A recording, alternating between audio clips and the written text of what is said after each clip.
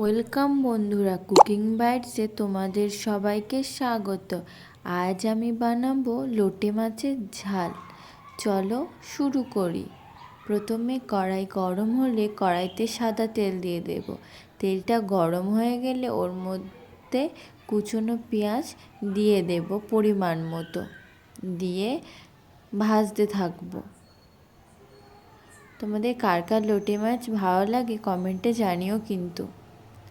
পেঁয়াজটা হালকা ভাজা হয়ে গেলে ওর মধ্যে দিয়ে দেব 1 চা চামচ রসুন বাটা আর 1 চা চামচ আদা বাটা, দিয়ে ভালো করে এই মশলাটাকে ভেজে নেব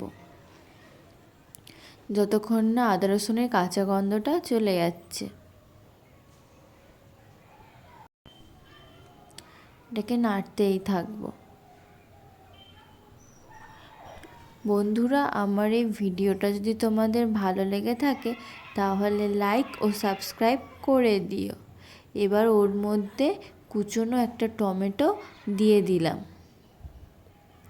টমেটোগুলো দিয়ে ভালো করে নাড়িয়ে চাড়িয়ে নেব যতক্ষণ না টমেটোটা গলে যাচ্ছে। দেখো টমেটোটা প্রায় গলে এসছে। টমেটোটা গলে গেলে এবার এর মধ্যে দিয়ে দেব 1 চামচ হলুদ গুঁড়ো ও 2 চামচ শুকনো লঙ্কার গুঁড়ো, দিয়ে দেব সামান্য চিনি ও পরিমাণ মতো নুন। আমি মাছটাকে নুন মিশিয়ে রেখে দিয়েছিলাম, তাই পরিমাণ মতোই নুন দিও। এবার মশলাটা ভালো করে কষিয়ে নেব। কষানোর সময় একটু সামান্য জল দিয়ে দেব।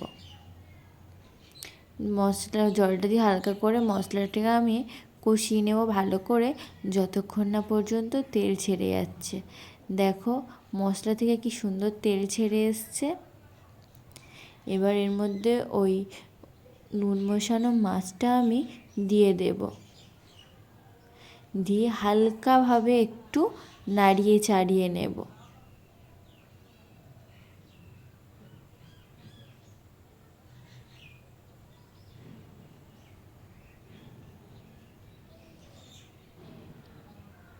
নাড়ানো চাড়ানো হয়ে গেলে এবার মাছটাকে আমি এভাবেই রেখে দেব, লো ফ্লেমে আমি বসিয়ে রেখে দেব। দেখো আস্তে আস্তে মাছটা থেকে কত জল ছেড়ে আসছে, তো জল দেওয়ার কোনো প্রয়োজন নেই, আর ঢাকনা দেবে না। মাছটা জল ছেড়ে আসলে এবার আমি খুন্তি দিয়ে আস্তে আস্তে এটাকে নাড়তে থাকবো, আস্তে যাতে না ভেঙে যায় মাছগুলো। একটু হালকা নাড়িয়ে ছেড়ে দেখো আমার মাছগুলো সিদ্ধ হয়ে গেছে। এবার এর মধ্যে কিছু কুচনো ধনেপাতা দিয়ে দেব।